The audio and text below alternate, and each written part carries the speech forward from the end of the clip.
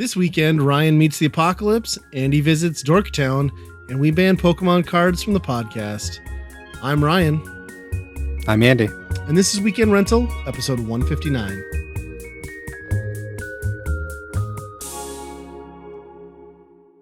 All right, welcome back, everyone, to a new episode. A lot's happened. Summer's ended. I think officially, sure right? about that? Yeah, I mean, temperature-wise, no. I think it's going to get hot, which, update on that, my AC went out yet again.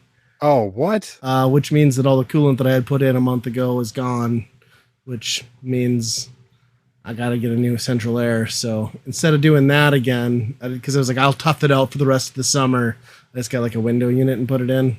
Yep. It gets the job done okay-ish, but the knowledge that I'm going to be dropping a few $1,000s to fix that next spring is a little sad, but yeah, it is what it is. But yeah, what are we coming into this weekend? Like 100-degree days? it's getting there. Yeah, upper 90s, I think, for Memorial Day weekend or Labor Day weekend. That's rough. Yeah, it's not good at all. It's not good where I'm at because you just don't want to be stuck in the city with that much concrete and heat. So I think we're going to try to get to the lakes one last time. Yep. So yeah. You guys started school though, right? Correct. Yeah, my kids started this week, Monday. So now I got kids in two different schools for the first year ever. Oh yeah. I mean, I guess we had daycare and preschool and school separate for a while, but now I got to do the whole run one kid, head off in a different direction, drop off another. That's fun. Luckily I got a job that doesn't care too much because they set drop off times at like ridiculous times. Like you can't drop your kid off till 8:05. Like that's cool. I don't know if you checked, but most businesses start work by 8. So not real convenient for parents. Yeah. And then I got a meeting invite for we do these team tour things annually where all the chiefs, your CEO and your CFO and stuff sit down with everybody and you're supposed to have an open dialogue. And I get my invite for that. And I was like, okay, whatever. So I accept it because you have to do one. They corner you into doing one. And then I accept it. And then I go to look at the time. Scheduled it for 7:45. Whoa. People don't start work at my office that early. And I was like, I'm going to come to this. But FYI, I have to dial in. I can't even, it's literally impossible for me to make it there. My wife starts work at 5 a.m. I'm the guy who drops the kids off. Maybe you guys should have thought about this. And I know I wasn't the only parent who had to do that because, what the hell? So I was like, I'll call in. I'm going to be walking in 30 minutes late to this thing, though, just so you know. So, lovely. But yeah, some people don't think. Yeah. And you guys on the Minnesota side now, you don't start until after this long weekend, right? Yep. Nice. Next Tuesday. That's usually when it is. And then preschool the week after that. So nice. Yeah. Yeah, that's so not the kids bad. have one last hurrah, is what you're saying. Mm-hmm. And we live out in the boonies, so we're never going to have to transfer different schools. They just do it all in one schoolroom. It's kindergarten through 12 in one little room. Just one room. Yep, just like the old days, right? Throw a couple books in there and it's good. Yep, they have to walk uphill both ways in the snow to get there. Yep. Well, it's exciting for your kids. Get a little of a break. And then you guys still end up getting out early or at the same time as us because you don't do the stupid fall and spring breaks like we've been doing. It's kind of ridiculous. But, yeah, that must be what it is because you get a week off here and there, right? Mm-hmm. And I think they announced that they were maybe going to not do that this year, but then they also said they were adding 4 more holiday days to the schedule. I didn't look to see when that was, but it's always a bunch of shenanigans, that's for sure. Yep. So, but both kids went. I think they both had pretty good experiences the first couple of days. My daughter's first day in middle school, obviously, so I was kind of curious to see how that went, but she said it was good. Said she's got a creepy teacher who's super mean and creepily continues to smile while yelling at children, which is I could see how that'd be unsettling. Yeah. That's a neurodivergent thing, right? Right. You appear extremely happy, but you're telling me I should go fuck myself. I don't understand what's happening right here. And then, yeah, of course, my son says he hated it, but I mean, you could take him to Disneyland and ask him how it was, and he'd say he hated it. So it's tough to read. But yeah, I mean, other than that, I'm trying to think like on brand stuff for the podcast. Look at my notes. Well, so there's been actually some pretty interesting stuff that happened gaming wise, at least news wise. But I'm just going to touch off with just like a throwaway piece, and that is, I don't know if you remember, but they did like the NES first Turtles game on vinyl, with the soundtrack through limited run and shipped to shore, which I was like, yeah, that's kind of cool, but like, that's not the game I'm like the most, and that's not the music I like the most. But they decided to do the arcade game now, and that went up on vinyl, and I managed to snag a copy of the glow in the dark ooze version from like ship to shore. So excited about that because I feel like all those tracks I would like hum along to. That's the one. Yeah. That's the one. And it's supposed to be the arcade and the NES version. So no idea when I'll get that. I didn't even look to see when it was shipping, but kind of made my day. And then along with TMNT, I did get to watch the movie with my kids after hearing your kind of recommendations. Got to see that. That's pretty good. You were right. It's not your Turtles anymore. No. And I kind of was like, well, you just made all the bad people good people in the first movie. So now what do we do? Fight Shredder and maybe that like lady who never really became the supervillain. You know, she looks like she's dressed like Krang though. Yeah. She's kind of got the yellow and the orange or the pink glasses. So something's going on there too, but your obsession with milking comment was right. However, it has such a huge payoff at the end of that movie. Like, is that a milk machine? No. And the other thing I found myself too, like, kind of disappointed with as I thought about it after I left is like, it's good. My kids loved it. It's good. It just isn't it isn't our generation's Ninja Turtles. The thing that kind of killed me at the end of it when I thought back on it was like, they really didn't develop the personalities for all the turtles very well. Like, Michelangelo barely did anything. Like, he certainly didn't come off as like a cowabunga surfer party dude. No, not really. And Raph kind of had his personality, but it wasn't anger. It was just that he was like a big muscle dude. Yeah. So Donnie and Leo, basically. Yeah, Donnie and Leo kind of like got their personalities in, but nobody else really did.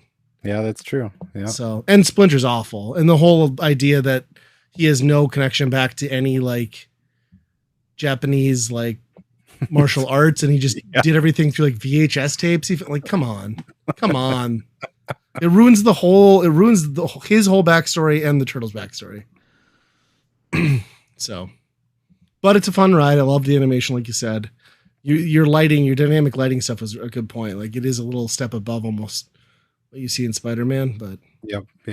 Yeah, it was fun. My kids were like immediately asked that we buy it on Blu-ray or whatever when it comes out. I'm like, well, sure, you're just gonna stream it anyway. Good soundtrack too. I mean, it's Trent Reznor, so it's definitely that, but it was good. Yeah, and the nod back to the turtle rap was good, like you said. Yep. Yeah, I didn't hate it. I didn't love it, but it wasn't for me. So right. Yeah. That's my turtle update. Then I might as well get a huge update out of the way, and then I'll let you talk some here. But I finally made myself go back to Breath of the Wild, or Tears of the Kingdom, because my boss beat the game, and I was like, damn it, I need to beat the game now. So I did the thing. I went back in, got all the food, I made all the meals, I prepped, traveled everywhere I could, buying all the arrows I could. And I just smoked it. I think I played it. I changed my strategy too and used speed buffs. I think I like mentally and like played it wrong going in the first. Like, I was way too aggressive in some of the opening sections. So by the time I got to Ganon, I had screwed myself. I just played a lot smarter, kept my distance, kept running, and then used a lot of arrow attacks and got through it no problem. There's some pretty touching cutscenes at the end that had me like tearing up for Tears of the Kingdom. So I beat it too. Did you? Yeah. Nice. So do you want to do a little spoiler here thing here? Ooh, sure. I can put So this at the end. We'll okay, put this at the end. okay. So people want to hear spoilers. Hang in there at the end for Tears of the Kingdom. Yeah. I got trapped just like you did. so Okay. Okay. I wasn't the so only one. well, I really messed up because I didn't get the memo that you had to go fight the fake Zelda up in the castle. Mm-hmm. I just got the 4 things and I'm like, okay, I'm ready to go. I'm sure he's down there. And then I went down there and fought, tried to get down there, got all And the then way you got there. pushed into the boss rush, right? Yeah, so I had to fight the robot one all by myself, and Right. that seemed impossible. And then I'm like, this can't be right. And then of course it makes you redo all of it if you die. Right. Um, so then I looked it up and finally figured it out. Oh, so you have to do this, and there's this whole other temple and all this other Yeah. stuff. Yeah. I was like, The 6th stage you have to get, right? Yeah. it's another like 8 hours of game that I'm like, oh, I just didn't even know this existed. Yep. So you did the storyline with like clearing the storm, getting the electric armor, going up there. Yep. So what's interesting about that is that finding the 6th stage storyline is both my coworker and my boss somehow, without doing the clear the storm storyline, found their way up to that fucking thing and made their way through to that shrine, unlocked it, and got the other sage. I was like, how? I was like, I barely figured it out after I cleared the storm. How the hell did you navigate any of that? And they're just like, I don't know. So you can completely do that. And I was like, I don't know. I'm impressed and just like flabbergasted. But if you do it that way, it still lets you get the sage after you put all the parts together. And they were able to just like completely go around it. Now you don't end up with the armor set. And then, that section of your map is perpetually in a storm, which is kind of annoying. Right. But I was like impressed. I found it down in the depths before. Oh, really? Okay. So I found all that and I wandered around all of that, but it wouldn't let you get the parts out of the machine. Okay. So then I'm like, okay, well, there's something else here. And I forgot all about it by the time I was trying to beat the game. But yeah, I think that's probably one of the best parts of the game is like that whole section. Extra surprise, right? Yeah. It's really tedious. Like by the time you're done with it, you're just like, thank God. But yeah, it's cool that you think you've got it all sorted out and there's just like a whole bonus temple that just comes out of nowhere. I hated like getting it like I totally botched getting it to the temple like after you assembled it, and like I thought it wanted you to always ride it. I just kept getting my ass handed to me. I was like, I don't understand what's happening. And then I just realized that, like, no, you ride it sparingly. And then it's so slow that you're just a sitting duck on that thing. Yeah. Yeah. But yeah, once you get into Ganon, that's a tough fight. And yeah, I didn't bring enough gloom stuff. I eventually figured out that you have like the portable pots. Yeah. And I was able to make a bunch of extra ones while I was down there. See, and that's where I screwed myself my first go around because I had purposely cooked everything up ahead of going into it. So like I still had some Sunderlines, but I had nothing to like cook it with. So I was like completely hosed. But yeah, so what was your strategy for Ganon then? Did you do like a bunch of melee or did you just like pot shot with arrows? It was pretty much all just dodging as best I could. Okay. That's what my coworker did too. He said he never shot an arrow at it once. And my boss and I only did arrows basically exclusively. Oh, really? Because yeah, I cannot parry to save my life. So I just didn't even bother. Yeah, it took me a lot of times to get that timing down. And that right at the end of the second half of the second phase where he just starts taking hearts away from you too when you get hit. That was extremely rough. And most of the time, even when you do get a flurry attack, he still like counters it. Yeah. So that one was really tough, but boy, that third phase, that's a payoff. Yeah, that third one is if you're good at parrying and stuff and all of that, like that's going to be a much easier fight than it would be. Like for me, I basically just had to let him come at me, and then to always like dash back, and that was my window to like arrow, and sometimes I could break his rush, but other times I just have to like try and get out of the way. But that, like, I feel like that one is almost less stressful in some ways because the second phase, there's just so much going on with all the multiple versions, and if you accidentally get hit and get kicked into like the fray of like the other, like you are gonna take so much damage. It's unbelievable. But I think like for me, the biggest difference was just the first time I went down those opening waves before you get to Ganon, I was like way too active, right? So like I really went at it, and like you can't go at those guys melee without inadvertently taking a bunch of like gloom damage.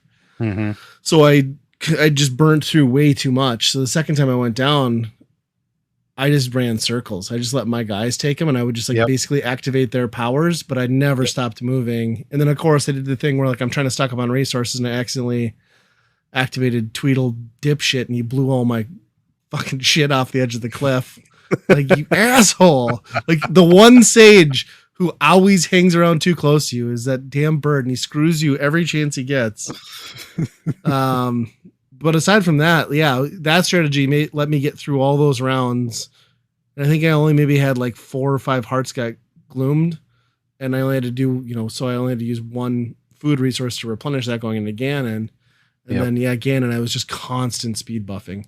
So like it was pretty rare that I got hit as long as I just kept moving, and it was like a whole different experience. I wondered about that, if that would be what I was wondering, if it makes it easier to parry or not, but probably doesn't matter if you can just get away and it probably does, because I suppose it gets you in the position to parry. But yeah, I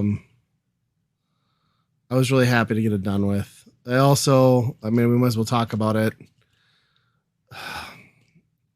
Why did they have to like diminish your high of defeating Ganon by doing another one of those like basically can't lose final, like that whole dragon thing could have just been a cutscene. You know what I mean? Like just cutscene it. I didn't need to play that. It didn't add any enjoyment to my game. Yeah. Or at least just do one round of it. Right. Make it simple. Right. Yeah. Yeah. Because it was almost the same as like that bowl, the final form of the last one. It's just like supposed to be this big epic showdown, but it's like you're not really playing it. Yeah. You can't really fuck it up. So just like I had the exhilaration of beating Ganon. Like you didn't need to go to a cutscene and then be like, but there's more. I didn't need it. It didn't make the game better for me. Yeah, I kind of guessed what the twist was at the end there. Yeah. I kind of figured that's what it was. It kind of made sense.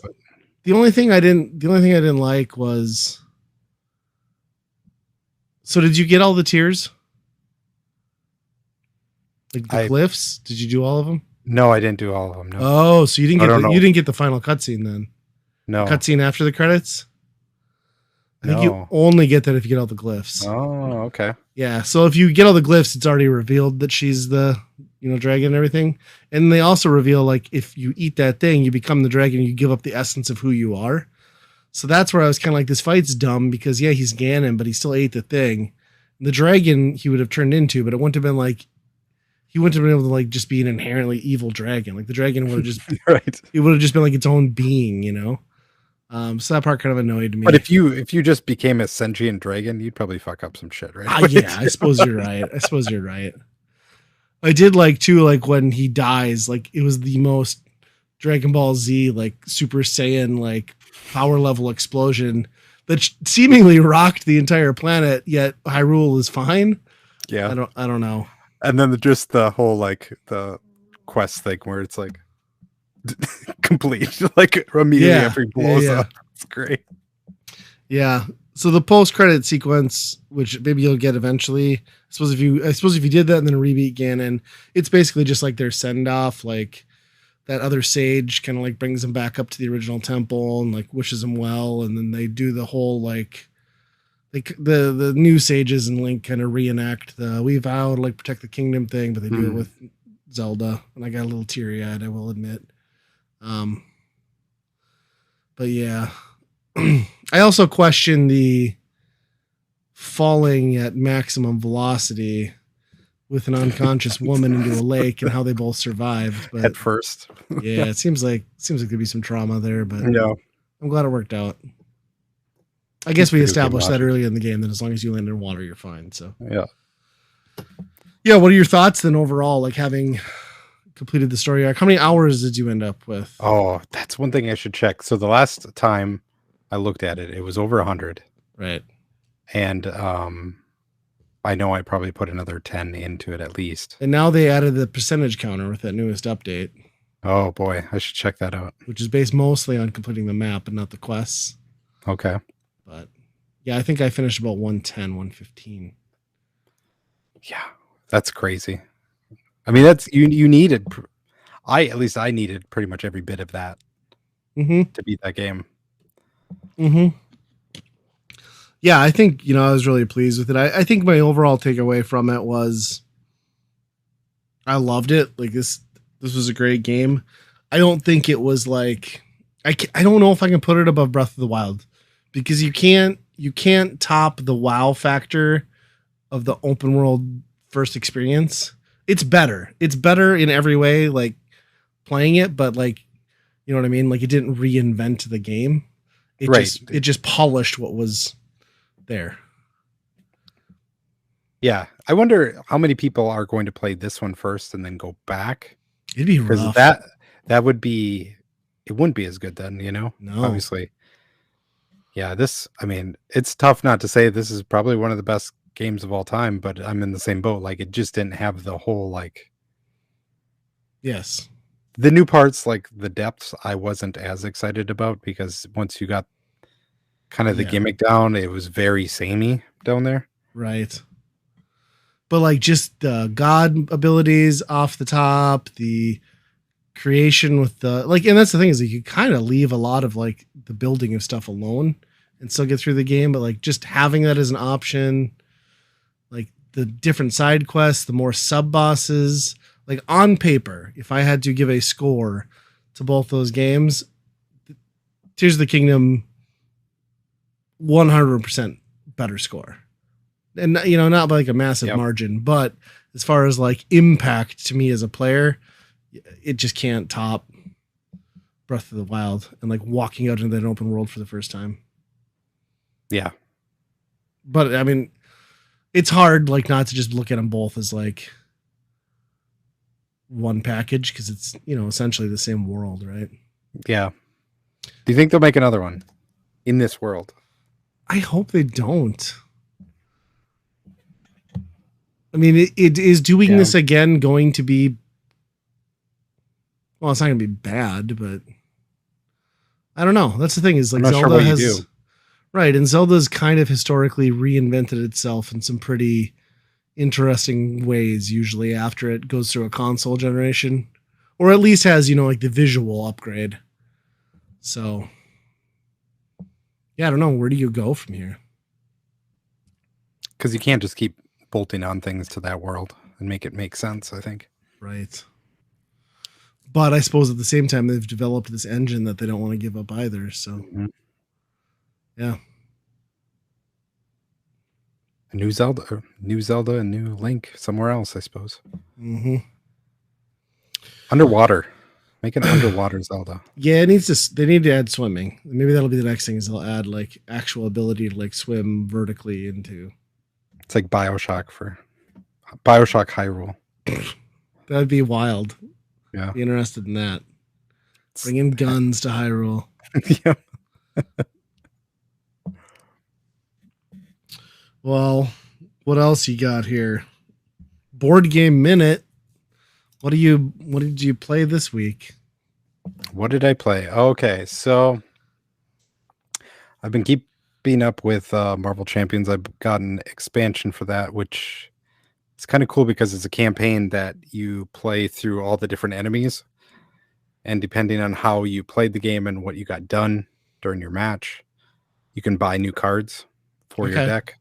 So it's kind of like a story. It's got like a little comic book that you follow along and has a story between the different matches you do, and you kind of choose if you want to upgrade your deck and stuff. So that's kind of cool. Okay. The other one is Arc Nova, which is a really good game, but is way too long for its own good. I think we spent 3 or 4 hours trying to just finish this game. It's about building a zoo and getting animals for your zoo and shit like that. It's good. It's really strategic, a lot of fun, a lot of stuff to keep track of. Is the sun bear in the zoo just a guy in a bear suit? Not in mine. Okay. I bought a real one. Mine's legit. That's it's awesome. Not some Chinese thing going on here. Okay, good. I actually did have a sun bear in my zoo. That's funny. But yeah, it's the thing about it. It's frustrating because it's just like I can look at the board and be like, I could figure out a way to make this like an hour shorter. Sure. They just stretched it out for no real reason. But yeah, sometimes too much padding in a game is, I think that's a problem with a lot of board games. And I mean, some games are designed to be like that, but like if you're not a game that's like heavy on strategy, like the excitement of a board game is like the like satisfaction you get from winning, right? Yeah. So like putting that further out there isn't always the best option. Right. Yeah. And the tough part about a lot of games is it's like once you add another person, it's especially ones that are it's like turn-based where you're just taking turns and you're just adding that percentage onto the game every time you just add one more person. And that's frustrating because then it's like, oh, I want to play this game with you, but I don't want it to be that long. So what do I pick? Do I want to kick you out of the game or, Yeah. Yeah, that's what I was going to mention to you too. Like actually with board games. So I was looking at that Dice Throne again. And what sucks is like, if we do 4 players, the game wants you to team up and do like teams of 2. So I'm like, I don't want to do that. Like, I don't have to try and strategize with somebody else. Like, why can't it be the free for all you get with 3 people? Like, that sounds way more fun. Yeah. We did the 4-player one time and to me, it didn't work out that good because you can kind of pick who you want to choose to attack. Yeah. And it just didn't work out that great. It went by fast though because you have a single pool of health or whatever. But right. Yeah, it was a little frustrating though because I was looking forward to like everybody battling each other. But I mean, we have yet to play it, but I've just been diving back into the rule set. So yeah. Any other board games, or is that your? That's about it. We did get on the shorter side. Halloween version of Ticket to Ride. So that's nice. It's been nice and short. It only takes like half hour to play, if that. So how did they Halloweenify that? It's just the locations are like the Haunted Mansion and shit like that. Okay. But yeah. It's fun. And all the pieces are like orange and black and spooky. That's about it. Yep. Nice. God, I'm looking at my topics. They're just so random. Let's stick with like the video game news, maybe.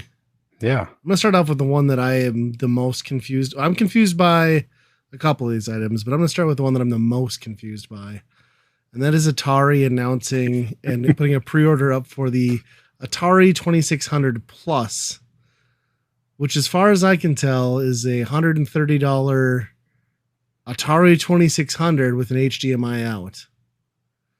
And then it comes with one multi-cart cartridge that has like 10 games on it.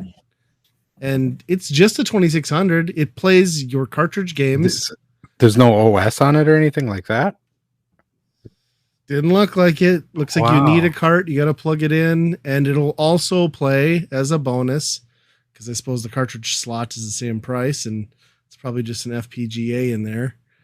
Your 7800 games. And it comes with one controller. Who is this for? Who wants this? And no paddles either, I suppose. No. Yeah. That's another good point. Yeah, no paddles. When you bought a 2600 back in the day, you got a full set of both. Yep. Wow. That's yeah, I didn't know that. I looked at that thing and it looked like just like an at game special, but except you could play cartridges on it, you know. Right.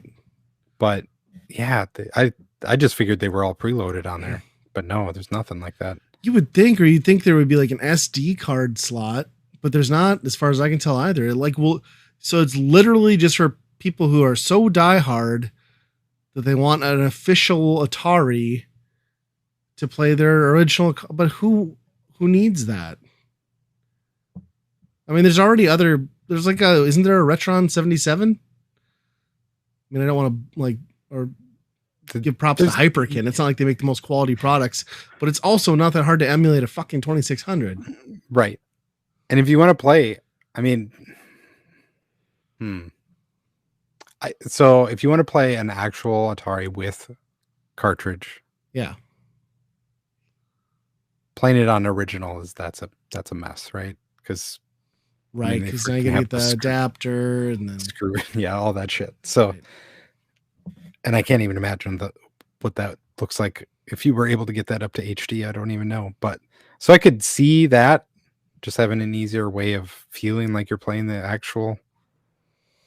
But I also feel like if you're the guy that's that dedicated that you're just like stuck by the 2600, you're not playing it on an HDMI compatible TV, regardless of if it's an option or not. Yeah, that's how I kind of look at that. And then like when they already have the VCS in the market too, like they already have a modernized console that's going to let you play. That's no longer on the market. Well, I guess that's technically true. That was on the market. Yeah, it's true. I still haven't turned mine on. I bought that thing cheaper than what this is new. Yeah. And that was like a whole computer in that one. Yeah, what do we get there for like $99? Yeah. Yeah, I was baffled by this. I think Retro Rob had like posted a video on like should I buy it? And, like I keep on Twitter, and then X, and I just replied like, if you don't buy it, who's gonna? And then some random person just replied like, loads of people. I'm like, I think you're wrong. Like, you're definitely wrong. Rob is like, I don't know. Yeah, this is going to sell in the tens of thousands at best. I mean, they'll make money because I guarantee you it's just a plastic shell. They're using an aftermarket controller, so it's not like it's probably the same thing that the VCS is. Right. The same model. Yeah, base, so right? It's like all they did was throw like some chips in there and okay. It's stupid. And if they'd have been like, we're also going to like have this new line of cartridge game, like something to justify it, but like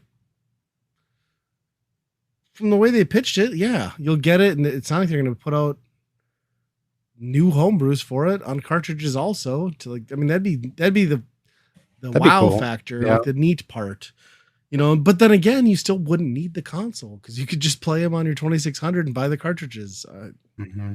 It's the dumbest thing I've ever seen. If it was $40, $50, sure. But right. We've been saying that about a lot of these type of things. So. Oh, it will be $40 and $50. Just you wait. Yeah. Well, so and then other questionable news.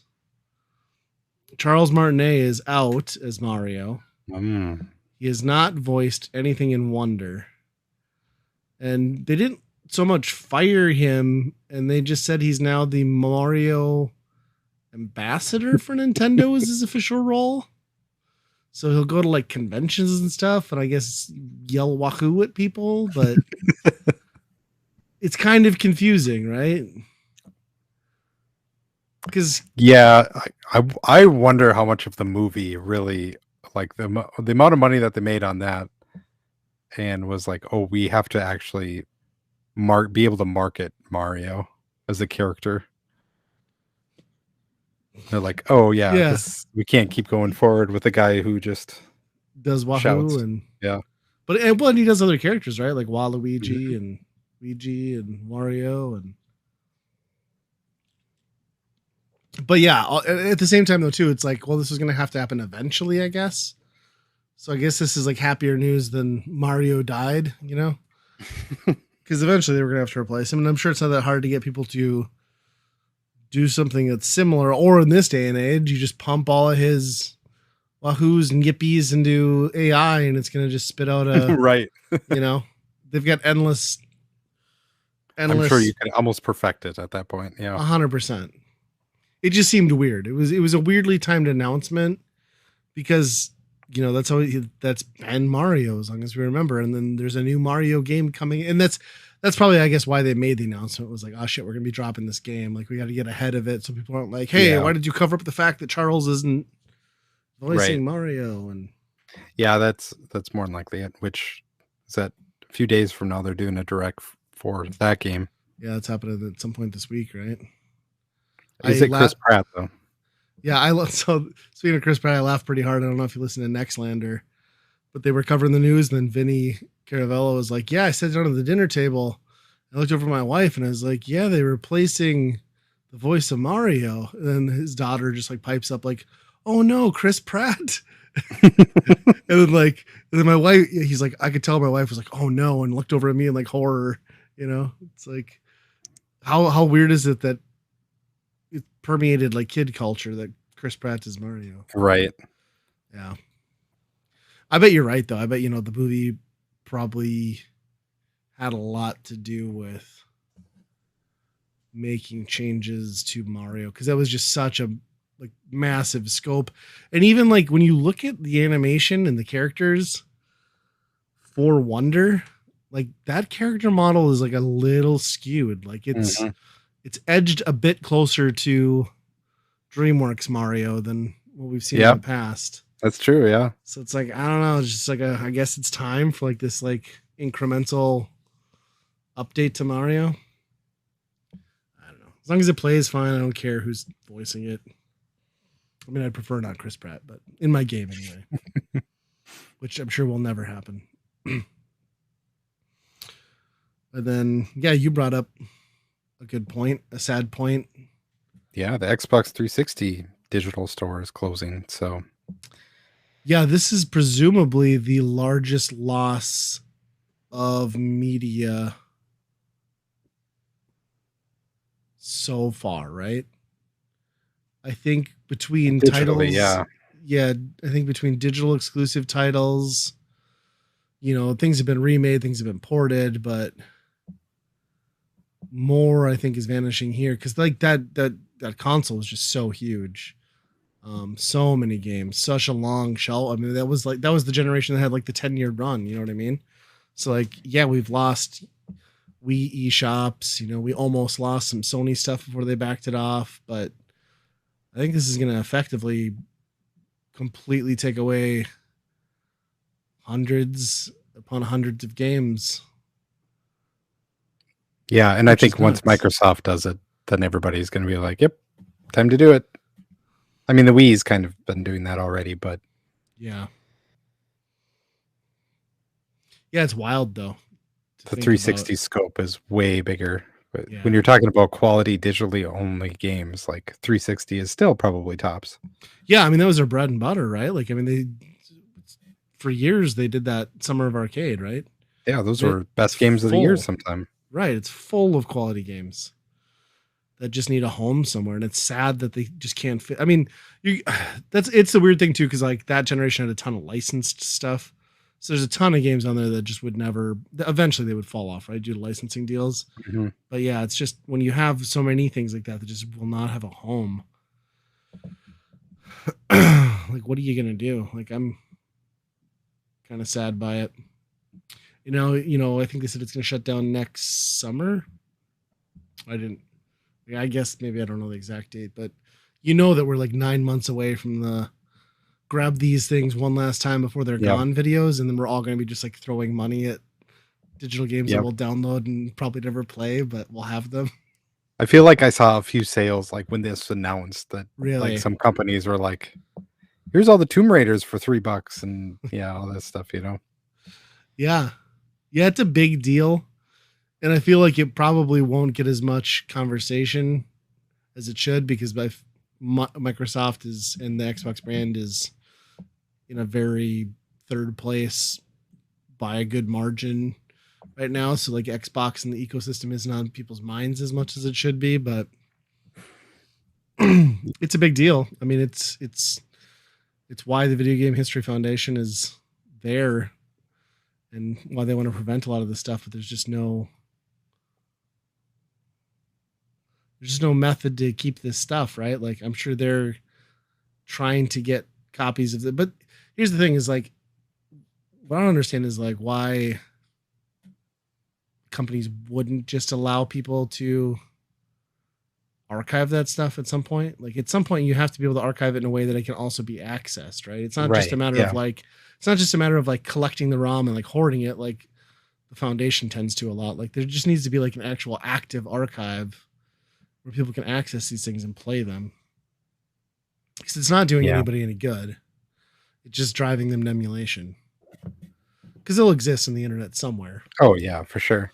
I'm sure all this stuff is already collected and everything. I mean, that is one thing about, I will say that about the Xbox stuff is almost all of it went to PC eventually, if not right away. Whereas the PlayStation stuff is a little bit more like touch and go on that stuff. Yeah.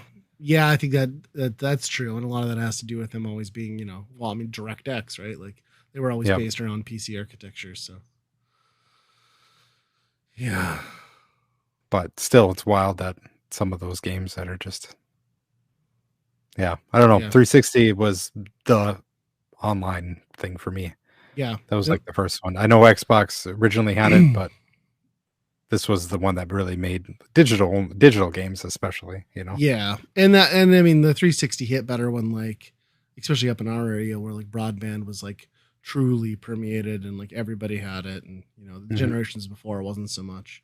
But yeah, the 360 was like, that was my go-to. I loved the 360, There was just so much on it. So it's sad to see it go. I guess we had a little bit of time yet. I'll have to make sure I have all my digital titles. Well, I suppose you can re-download stuff, so I guess I don't have to have them all downloaded, but I do have a shitload of digital titles for that console. Yeah. Has there been a console that's not allowed that yet? Not that's the real shit that I'm one aware where, of. Yeah. Like if you can't get what you bought back. That might be there's a lawsuit waiting to happen somewhere along those lines, I think. At some point it has to happen though, right? Like yeah, you would think so. Because you're going to shut down the servers housing that stuff. You're not going to keep it up because one guy might download that game in 10 years. Yeah. So it's interesting. It's an interesting problem. They just have a Dropbox somewhere.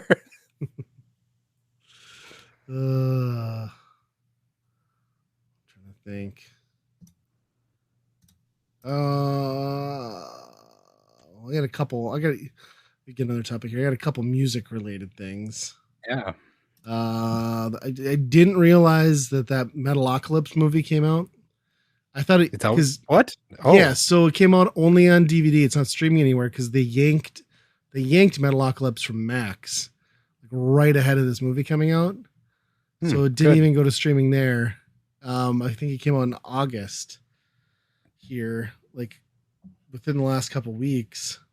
So I saw that and I was trying to find it online. Everywhere it was sold out. So it was just like people scalping it. And, luckily I live in the Midwest and it's Metalocalypse. So I just went into a Walmart and they had a few copies because I'm probably like the only person who gives a shit about it. So yeah, Metalocalypse, Army of the Doomstar. Bought it, immediately watched it. I think it's the best bit of Metalocalypse content. Because, they had the movie before, but it was like that rock opera thing. And it was just like, it was tough for me to even watch. Like, this is just like pretty straightforward, like Metalocalypse. Like there's some new tunes. And of course there's music, but like everybody's there.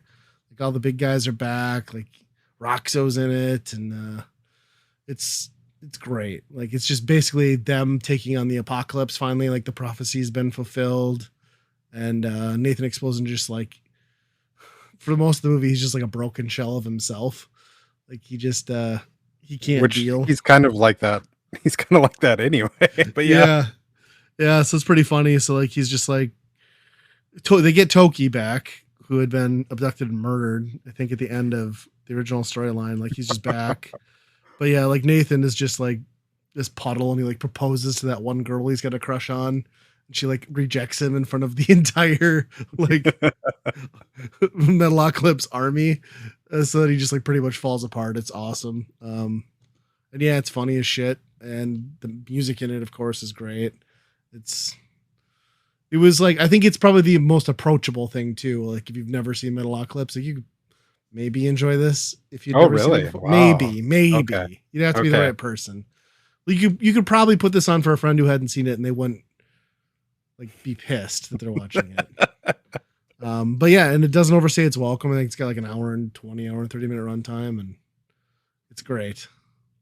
It's wild that even exists, though. I love it. I love Metalocalypse so much. Yeah, I need to see that at some point. Yeah, I'll let you borrow the Blu-ray. I'm sure. I mean, it'll probably come to streaming eventually, but if it doesn't, yeah, let you watch it. It's great. Go pick it up. If you've never heard of Metalocalypse or never seen Metalocalypse, you need to like metal music. You need to like dark humor, and you need to like alternative humor.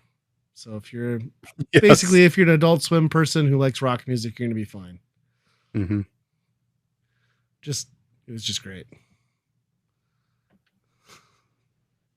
Yeah, and pretty brutal. Like some of the mutilation scenes in this one are just wild, like pretty nuts. Yeah, no band kills their audience quite as much. Yeah. Well, there's a whole redemption arc at the end of this one. They finally learn Nathan finally learns appreciation for his audience. It's kind of amazing. Okay. So, yeah. The other thing. Oh, go ahead. I was just going to say it's wild that exists. I think Venture Brothers is coming back in some regard, and Aqua Teen. Aqua Teen's coming back to some extent. Yeah. It's weird. Little nostalgia boom, enough to get cash. So they're like, yeah, it's feasible. Yeah. And then my other item was just gonna be the new MXPX Find a Way Home album came out last Friday. I finally got my 3 versions of it that I ordered on vinyl in. So I listened to it right away. Well, I listened to the live stream because they just went live with it. Actually, they did live streams all weekend, and then they were like sharing it out through other people's channels too, like Simple Plan and Less Than Jake, where it was all like co-broadcasted. Oh wow! So then I listened to it. Sorry, don't mean to be coughing into the mic. I listened to it right away the next day on Spotify, and my first listen, I was just kind of like nothing jumps out here. And then I went on a road trip this weekend, so I had it on like car stereo speakers. And I listened to it like I'd say 10 times driving, because I had about 10 hours of driving. I listened to the podcast too, and I was completely wrong. The reason I thought like nothing stood out is because every track is that good. Like everything is so polished that like when it all hits, it doesn't seem significant, but like it's literally just that good. Mm-hmm. Like every track is great. Every track could be a single. They even did a hardcore song, except they chose not to scream on it, which I was hoping he would do some screaming vocals, because they have in the past. I love it. Like, it's not going to be for everybody, because like they're a 31-year-old punk band, who have kids, and so it's like this whole. If you're our age, it's good because it's like this whole perspective on life that you only get when you've been through that stuff, and it's like very retrospective, and it feels like a very personal album, especially if you know Mike, the lead singer, and like his family and situation, and it's very positive, So I guess if you like angry punk rock with like kill yourself messages, that's probably not going to be great. But this is a perfect record as far as I'm concerned. Really cool. I love it. I love all the songs. I'm gonna keep listening to it forever. I don't know where it would fit as far as. I mean, everyone's gonna have some nostalgia for the albums that they liked as a kid, but I would say this fits somewhere in their top 5, like for sure. And considering that this is their 11th full studio album, and the third one that they've self-released DIY and produced themselves, like for it to be this good is stupid for a band this far in their career, and for a band Nobody else is that like Yeah. that.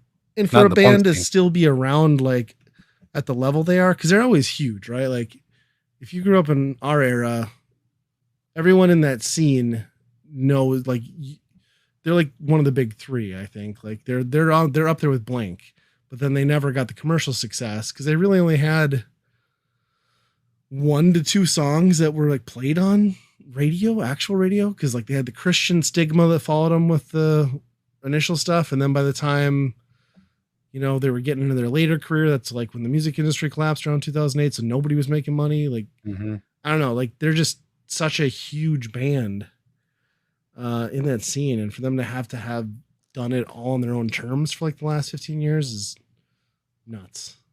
It shouldn't. There's no reason that they should be this good, but yeah, it's awesome. So go Yeah, listen to that's. that. I'm trying to think of another prolific punk band that is still putting out good, like, cutting edge stuff. You know? Right? Yeah. Because like obviously Blink's still around, but they haven't put Yeah. out like it's like okay, you made music to make money. We get it. Like you've been doing that Yep. for 20 years now. Yep. Yeah, I was really impressed. Well, at first I was initially disappointed, then I was like, I completely misread this. So yeah, again, it's gonna be very leaning towards the older MXPX crowd. Not that kids and younger people couldn't enjoy it, but it's very relatable for someone our age and a fan of the band for this long. Yeah, and then I see you've been playing a game potentially, or is this the animated show? What are we talking Playing about? or just struggling and losing? Like, as hard as Zelda, that Ganon fighting Zelda is, holy shit! I've waited forever because I just assumed that Cuphead would be on Game Pass or something along the lines, and it never That's a fair happened. point, actually. It's never happened.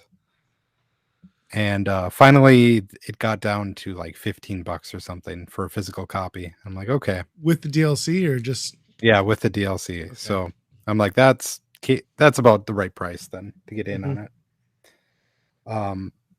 And I think I can maybe traverse about 1/10 of this game before I can no longer see anything else. Yeah, it's amazing to me. I mean, that it's well known that it's a tough game. Yeah. But it's amazing to me that during that popularity, they have a Netflix show that my kids love. They're so geared and marketed that it's still balls hard like this and not really an option to. There is a simple mode, but it doesn't extend the game. Like it's not the goal of the game. So yeah, really, like it's funny because the only way to make the game easier is to do co-op because then you can revive each other, but then you have to have someone else who's also at your skill level. And yeah, like, because it just doubles. That's not really a thing that happens often with because we're playing with our kids and stuff, right? Yeah, it just doubles the health of the enemy then if you're in co-op, and it's like, well, then it's just as hard. Yeah. Yeah, I haven't played it in a long time, but I got too frustrated with it because some of those boss encounters are just so agonizing, and then like you'll memorize like these insane waves, and then like get to a point where like I gotta be close, and it does like a new wave and just fucking throws you off your game and kills you, and you gotta do it all over again. Yeah, the one I basically threw the controller down the other night was there's one you're on this like roller coaster and you're fighting this guy, and you finally get to a new stage and everything just kind of wipes and he turns into just some other big thing, and then right on the corner of the screen, just randomly, this roller coaster cart comes off the side. It just hits me because I'm in the side of the screen, dead. I'm like, oh great. I thought we were past this part, but apparently it's still there. Yeah, just punishing. The art style, though, like everybody mentions, is just watching it run is fun. I think I like watching other people play it because I think once you're like really locked in, it's really hard to take in the how good it actually looks. Yeah, you're definitely not enjoying it. You're too focused on not dying. Yep. Yeah. That's crazy that it's taking you this long to pick it up for the first time. But I know. I think I'm going to just try and go to the DLC island and see what that's about. I haven't gotten over there, but And there's like kind of an easy mode bonus thing with that too, right? Like with the DLC uh, added something in, or another character maybe. yeah, the other character, she can double jump, has a different type of parry, but Okay. I don't know. A lot of the power ups in that game, it's like, yeah, you get better in this regard, but you lose something in a other aspect, so it's never really like you're gaining anything. That's true. Yeah, and especially once you've got it, because for a game like that where you have to be so dialed, once you've got those abilities set, like it'd be weird. Like I think I'd have a hard time adapting to or adapting to a double jump. And like I've just been Oh playing the yeah. whole thing on a single jump, and Yep. Yep. yeah. Yeah. Well, I'm glad you finally picked it up. Now, if you report back that you beat it the next week, next I don't episode, think I'll be that's happening. surprised. So yeah, it's probably going to be short lived because the Sea of Stars for Xbox just came out. That looks amazing. I want to play it. I just don't know if that's a good idea to start that before Starfield comes out in Can a you week. explain to me how Sea of Stars ties into the Messenger? Because it's like an RPG, right? And the Messenger was a platformer. Oh, it's the same universe or not? Yeah, I heard it was like a direct sequel. Really? Yeah, Wow. That's interesting. I didn't know anything about that. yeah, that's what I had heard, but I don't know if it's true. That's Maybe I got it cool. wrong. I mean, I I know mean, it's the same devs, but sure. yeah, Yeah, it's just a straight up Super Nintendo turn-based RPG, right? yeah. I mean, it looks like right up your alley. So Yeah, it looks really good. Um, just have to find time to play that. yeah, I think next on the horizon for me is Diablo 4 because I put it off for Oh too yeah, long. But it's another one. my month of September is basically effed, like with work trips and Mhm. trips. Like so October maybe I'll get this started, but we'll see. Yeah, Starfield coming out pretty soon, so that's going to be my time for all that. We'll see. Maybe so. Like, have you followed this? Everybody has review codes except the people that like really test out the performance of a game, like Digital Oh, Foundry. They are not allowed to look at the game until a later embargo. So it's like, that's a little so strange. the crippling Type S or Series S thing seems to be holding them back again, huh? That's probably what it is. If Microsoft doesn't allow disparity between those two, It's going to hold them and back. That's for sure. yeah, I mean, when are you ever like? No one will ever take advantage of the X. Then hmm will have been a wasted hardware. That sucks. Yeah, that's not good. I know there's been. I think a lot of people are worried, right? Because like this is the thing that Xbox has this year, and really for a couple of years. So if this doesn't land, they're gonna hurt. Oh yeah. I mean, luckily enough for Bethesda, most of their games are good enough to get through most of the shitty bugs that they have in their games, but we'll see. Yeah, time will tell. Was it time for staff picks? Yeah. I'll let you go first. I'm curious on what this is. Oh, you'd be wrong for whatever you're trying to guess what this is. Okay. This is a YouTube channel called Oh, Dorktown. Dorktown. Dorktown. I think it's a subset. I think maybe their channel is called Secret Base or something, but their series of it's called Dorktown. I think it came back from some website a long time ago. Okay. But they do very, very in-depth videos about sports, certain aspects of sports, and they're really focused on one thing usually. One of my favorites is they have like a 7 or 6 part series on the history of the Seattle Mariners, which is just because they're just a team that has had Kenny Griffey Jr. and Ichiro and all the just amazing stars, but has nothing to show for it as far as like World Series or anything like that. Sure. And then they get into wild stories and all that stuff. However, they just started a new series recently in the same regard, which I will say is probably the Seattle Mariners of the NFL, which is the Minnesota Vikings. Sure. So they're doing the history of the Minnesota Vikings, and it's been pretty interesting so far. Sure.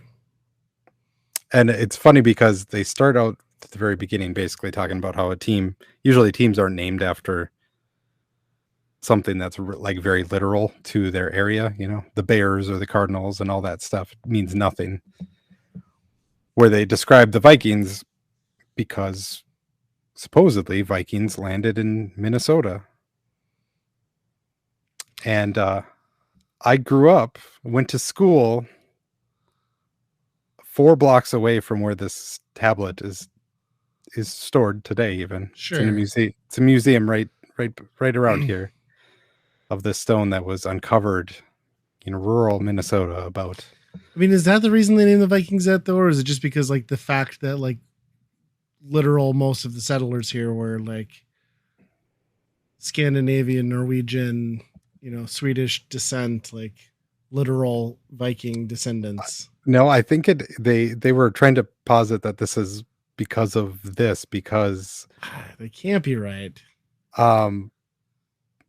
So where I live, it was taught as fact. This is the Vikings came up the channel through the Great Lakes. Through locks that didn't exist yet? And came through central Minnesota and settled here and got wiped out by some other people that were not happy about them being there. Okay. So yeah, it was taught to me as fact, and most of the people around here. The rest of the world knows for fact pretty much that this is a hoax. When I live in North Dakota, that was never taught to us. I mean, I've heard of the stone that you're talking about, obviously, but yeah, most of the experts will tell you that is complete hoax. Somehow this farmer in Minnesota knew like 4 different shorthands of old Scandinavian language, but yeah, it didn't corroborate a lot of things. But when they were naming the team, most of Minnesota believed that was the case. Huh. So what they were trying to say was that's how it was named. I guess I just literally always assumed it was because of like there are a lot of the settlers here are Scandinavians. Like, yeah, made sense. Yep, which is true. But yeah, it's been fascinating. The thing about their videos is it's wild because he does a 3D view of almost every graphic that you see this is going to be like an 8-hour series. Oh, really? And it's all graphs and like stats and, like images of people and like story clips. And it's all in like a 3D view where the camera like zooms around the entire thing. It's pretty crazy how they do it. I would say it would take a lot of talent and editing to plan out something like that to make it actually look appealing. Do the numbers justify it? Like, what's the channel size, like the view count on videos? Oh yeah, they're pretty big. Yeah, they're pretty well known for that stuff. Yeah. So it's the payoff to sink it in then. Oh yeah, I think they do pretty good for themselves. Nice. But the best part is kind of just the stories that you hear of this. One of them was this lineman or something from the early days of the Vikings he had I think 72 beers in one day. That's the Wade Boggs challenge or what? Pretty much, yeah. And they were basically graphed that out to be like you would have to have a beer every 12 minutes for 24 hours straight. Jeepers. That's wild. Will they do like a whole hour on like how Favre cost them their best shot at a Super Bowl for being a little bitch? I'm sure. I cannot wait. I mean, there are so many things. The play that cost them they were so in that year. And Favre could have had his redemption arc. It would have been worth all the signs being torn down in Green Bay. Could have done it. Yep. Just running out of bounds, man. Just running out of bounds. Yeah, if people know anything about the Vikings, it's the highs are high and the lows are very low, and it usually happens all in one season. So it's like the tide going in and out. I mean, eventually it's got to happen, right? I mean, the Cubs finally got their redemption, so Yeah. the Vikings at some point have to. They are the third most winningest team out of all. Really? Yeah. Blows my mind. Huh. But they've just been consistently okay for forever. Yeah. Yeah, you'd think with that shiny new stadium, they'd finally take one home, but Nope. Hey, it's September. We got to be optimistic. It's going to happen this year. And then January. Yeah. I was watching. I wasn't actively watching it, but I was at my buddy's place this weekend. He was watching the preseason game. Oh, yeah. Which, is all like the C tier people playing anyway. But yeah. Well, that's interesting. I mean, I'm not going to watch in-depth sports, but I get why that. I mean, if you're into that, yeah, let's nerd out over it. It's good. Yeah, just like how you could watch 8 hours of something like that and like just get really in depth on it. I like how they specifically talk about sports. They named their channel Dorktown. Like that doesn't market at all. I guess I do watch, for some reason I watch a YouTube channel that's about like they do mostly car stuff. They're called Donut Media, which I guess you can do a donut, but like it doesn't, it doesn't really add up either. Yeah, that's cool. My pick was going to be, I think I probably talked about it on the podcast before. I know I've talked about it on my YouTube channel, but Oscar, they're a band, or they were a band. Their album Idol Will Kill. It's like one of my favorite records of all time, is getting a new vinyl reissue, a different variant through Epitaph right now. So if you're ever going to want to own that on vinyl, now's the time to grab it. That album is like, so everyone from like that era of Epitaph, like everyone, like, well, now the internet has blown up like Refused, right? Like the last 15 years, Refuse, The Shape of Punk to Come is like the most genius thing that, people have like finally come around to that. Like, even though nobody bought it back in the day. I mean, I listened to a few of the tracks and I didn't pick it up until way later, but like nobody, it's a different sound for sure. It's way different sound, but like nobody talks about this album. This album is like maybe the start of Midwest emo. Like, yeah, and like, I think the reason it probably it doesn't get as much talk is it never even got music videos, right? Like at least Refused had like their music video and then they broke up and then their album eventually caught on and went huge. But like Oscar was around for a couple of years. They never had a steady lineup. From what I understand, the lead singer was a prick, and they disappeared. So like they were broken up by the time this album kind of even hit. But yeah, I love this record. It's a kid who can't sing in high school. I think he's maybe like 18 at this point, and he's just like an angsty, like every fed up fucking teenage kid, and like, it even starts off it's like, bite my tongue, why should I? Like, you never did that for me. Like right away he's like, fuck you to everybody. Yep. And then it's emo more so than like punk, I would say. There's some acoustic stuff, but yeah, it's just like there's just like something moving about it. Just the way it's just an open book. Like this kid's just like every fucked up thought he has and thing he's going through, like growing up, like it's all out there. And like I was a really fucked up kid at the time too. So yeah, it like connected in a way that I love it. Like this, I don't think I would have been aware of this band, but I had one of their songs on one of my mix CDs at one point. Strangled, I'm guessing. Probably. Yeah, that's the one that everybody seems to like. That one was on like the Punkorama. Okay, that's probably what it was. Then I'm sure that's what I had it on. Yeah, and their first album, Treatment Number 5, did okay, but that was like more just straight punk. Like, but this is the one that I think stands out. So yeah, I don't know. I love it. Like, if you're just screwed up fucking weirdo emo kid who wanted to fucking slit his wrist every day like I was at that point, like you just like, I get this guy. Like, and I like, just the anger and defiance in those songs too is just like, I don't know. I mean, that's not how I feel that's not my outlook on life as a 40-some-year-old person, but like it just kind of takes me back to when I hit play on that for the first time when it came out. So it's great. People should listen to it because it's, and none of them really, they didn't really go anywhere after that. They broke up and Yeah. So like even if you go to Epitaph, it's funny because there's like a one paragraph write up and it's like for their knack of like pissing off all of Canada and blah blah blah. And like you there's very little news on it, but like between their albums, they went from a very snotty, fast paced, like skate punk sound to this. And like I think that I think the opening track, The Patience, it's like it's basically a fuck you to like his audience and like all his friends for like, I'm gonna like, I don't care what your opinions are. And I guess that's kind of how he was on stage. And you can find some old clips, or at least you used to be able to, where like he'd be playing shows and like, yeah, just tell like he just hated the scene. Like, and you just tell people to go fuck themselves and like dick to the audience or leave shows early. And like, yeah, basically just dissolved the band.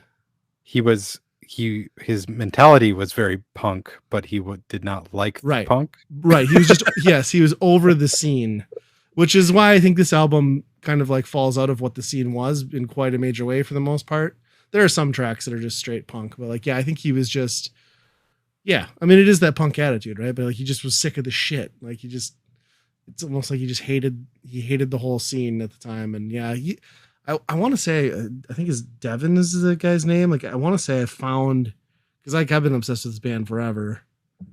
I think I found at some point, like he had some other stuff I found, like still makes music, but it's like wildly different. I mean, like folk music and, obviously, but, yeah, it just seems like, I suppose when you sing like that, there's not many, you pretty much have to get into folk.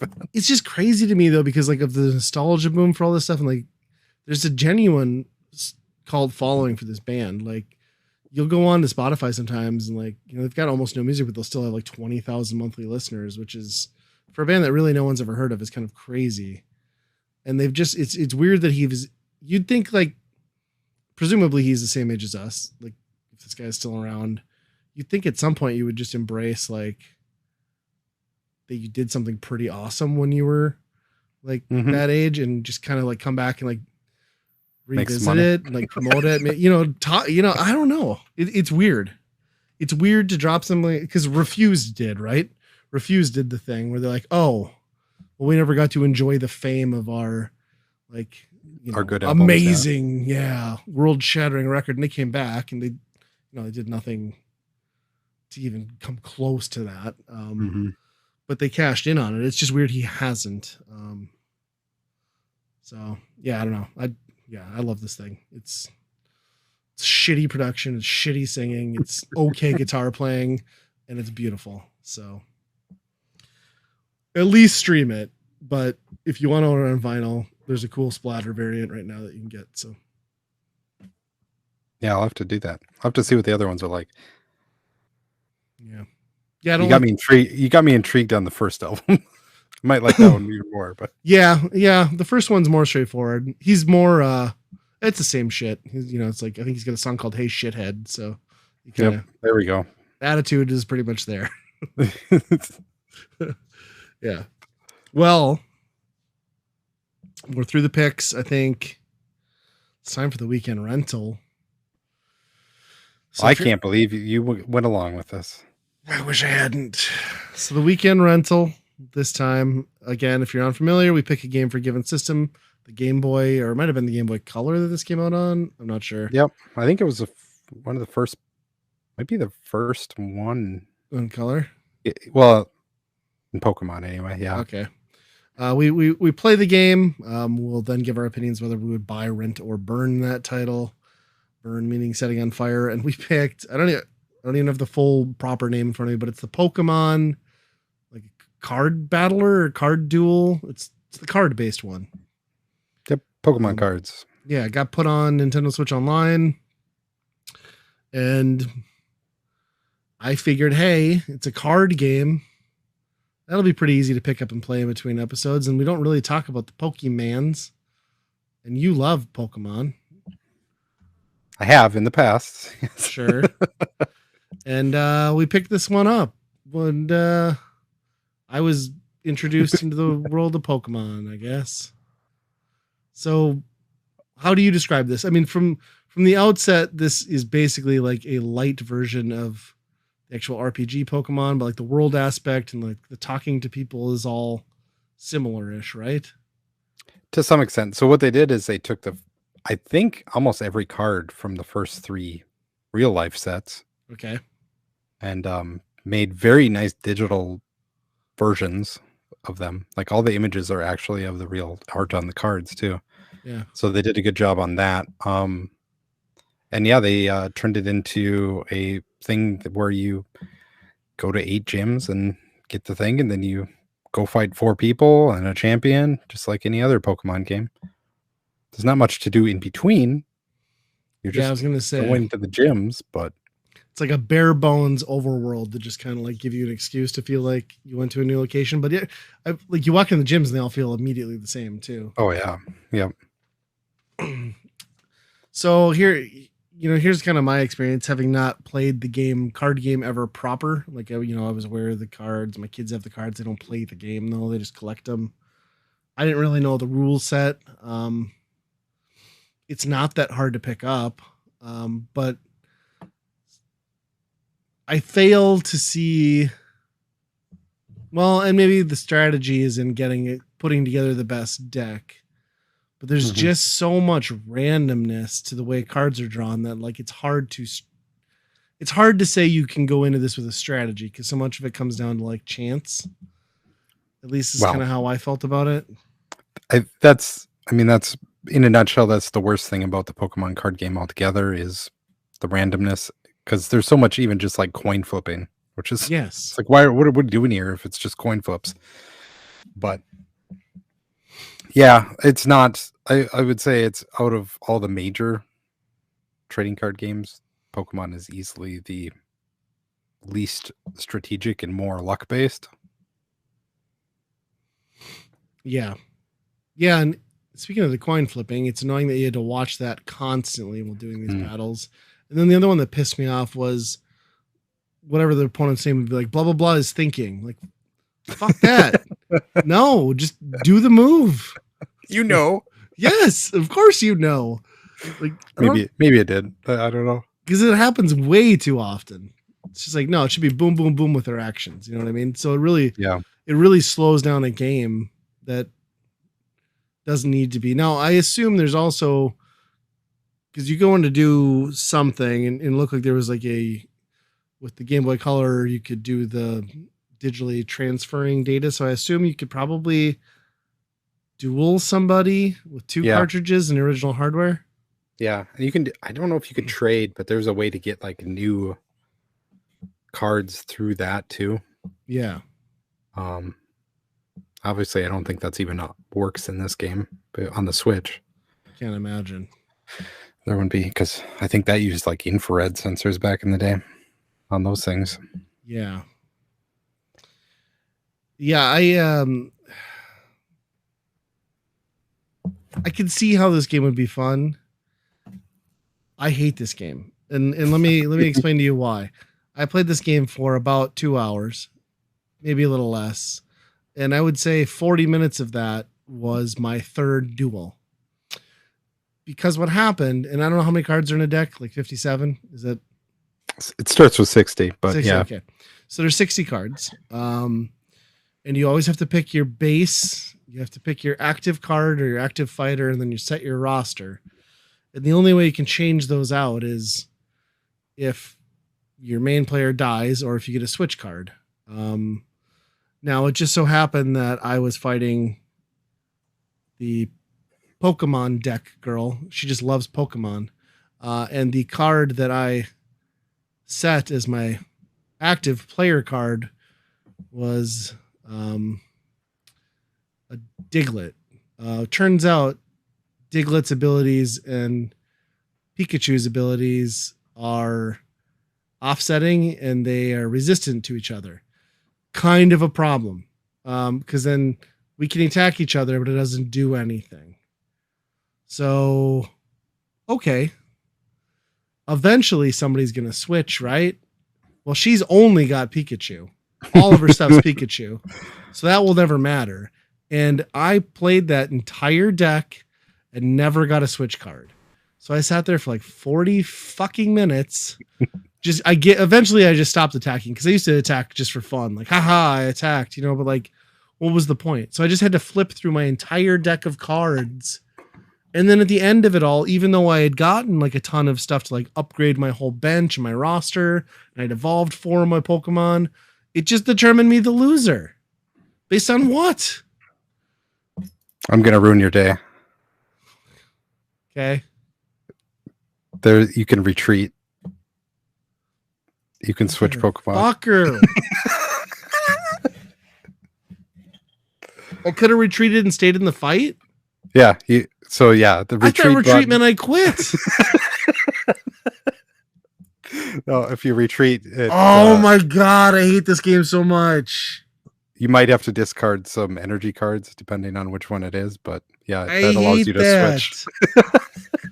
Why would they call that retreat? I just assumed that meant I forfeit. And I just kept hanging in there because I'm like, eventually I'll get a switch card. And I never did. It's probably in your prizes, right? Yeah. Oh my god. I love this game. Because I like Pokemon. I like cards back in the day. I'm very nostalgic for it. And for the most part, this is a very good AI. Okay. Considering all the options that are in this game. I would say it does pretty decent at that. I do like how it's built up in a world that has some sort of light storytelling, not much going on, but it's better than just like most card games where it's just like sure, connect to somebody and face them and then yeah. I beat the game. It was about, I don't know how many hours. It's probably over 5 hours, I'm sure. Jeez. This game. Oh, wow. It just, I got hooked on it right away again. But the interesting thing, like if you're not aware of how it works, because I knew all of these cards, I had them in real life, Sure. So I didn't even have to look at like what attacks did half the time because I'm like, I kind of even still to this day remember how it works. And if you didn't know anything about Pokemon, I don't know how you play this because like, how do you know which one evolves onto the next one, right? Because it's just like names. They don't really tell you like this one turns into this one, right? Well, luckily the game's got some systems built in for idiots like me where like if you get an upgrade card, you just click every time you get to your hand, I would just click it because it'll tell you like whether or not something in your roster can be evolved or not. So that at least helps. Okay. I mean, you're still fishing in the dark, but you can stumble through. Yeah, that part's nice. One thing I did learn about this game is that they came up with a new font for the Game Boy specifically for this game. Oh, really? Because they needed so much text on the screen, and the Game Boy was like not going to have that. So what they did is they basically made a whole new font system where they fit 2 letters into 1 letter space. So you can imagine they had to make every combination of that because they're basically... Oh, yeah, I see what you're saying. Yeah, they're just outputting 2 letters into 1 letter space. It's crazy. Yeah. So it's wild that I can't even imagine trying to program that. No, it seems like a nightmare. Yeah. To your point though, on like, knowing stuff and knowing the attacks would be crucial. Cause like when you don't know that a powerful attack can also reverberate through your entire roster and damage yourself, that sucks. Like, you get all excited because you just did like a 40, like HP hit, and then like it cuts back to your roster, and like now everything in your roster took 10 damage too. So it's frustrating. Yep. It is funny going back to something like this, that how far off base the actual trading card game has gotten from this. You look at like back in the day, Charizard was like the best card, right? He did 100 damage. You had to give up 2 energy cards just to do 100 damage. which was all that was the best attack back in the day. Well, shit, anything does like 100 damage now. Like the HP and new thing and the new game is like 300 and something for some of these guys. The power creep on this stuff is ridiculous over the years. So that's a bummer. Like these old cards, you could never play it anymore because it's just they're terrible compared to anything new. But yeah, I suppose you'd almost have to do like a classic deck sort of thing, right? Like where everybody's playing with them. Yep. And my one kid, he has the app, which is terrible. It's just it on the App Store. It has a 2.6 stars or something like that. And this is the official app. This is the official Pokemon trading card thing, which was in beta for like 2 years before it was even released. And they released it, and it's still broken. Nothing works. And the problem with that is like this, or even the Magic one I've heard is pretty good. And Hearthstone is like you're always fighting another player, like online, right? Right. And there's always a meta. So it's like you're constantly just seeing the same deck over and over because people have figured out what the best decks are right at that moment. So it doesn't have a lot of variety. It's not that fun, I don't think, to play modern games like that. Sure. Where this, it just seems like it's a lot more. The AI probably isn't as good as a real person, obviously, but right. It does a nice replacement and has a lot of variety. So did you play this one back in the day then? Yep, I had this one when it first came out. Okay. Played it. Yeah, there's a lot of memories brushing through on how I played a lot of this back in the day too. Sure. Yeah. So there's some nostalgia stuff, but I think even my kid agreed that this was, even for how much slower and less flashy it is compared to the new one, it still plays better. Sure. Well, that's cool. At least it holds up if you're like a fan. Mm-hmm. Well, then we might as well give our ratings. What do you? I think this is pretty clear, but what are you gonna do? Oh, I'm gonna buy this game. It's a good game. It's a good representation of the game. I think the game fundamentally is probably not that good, but if you're going to make a version of that in a digital format like this, it's pretty good. Yeah. One thing is wild in the game Inscription, which is kind of a card game like this. There is a whole section of that game where they are basically doing this game. Really? Like they have the overworld map, and you go to all the like masters in that game. They're totally like ripping off this game. It's funny in the middle of that game just to make fun of it, kind of. But it's funny that after all these years, like there's still a reference to this game in a modern game. Nice. But yeah, mine's a buy. Yeah, I'm gonna burn it. I mean, it pissed me off, and then you telling me the solution pissed me off even more.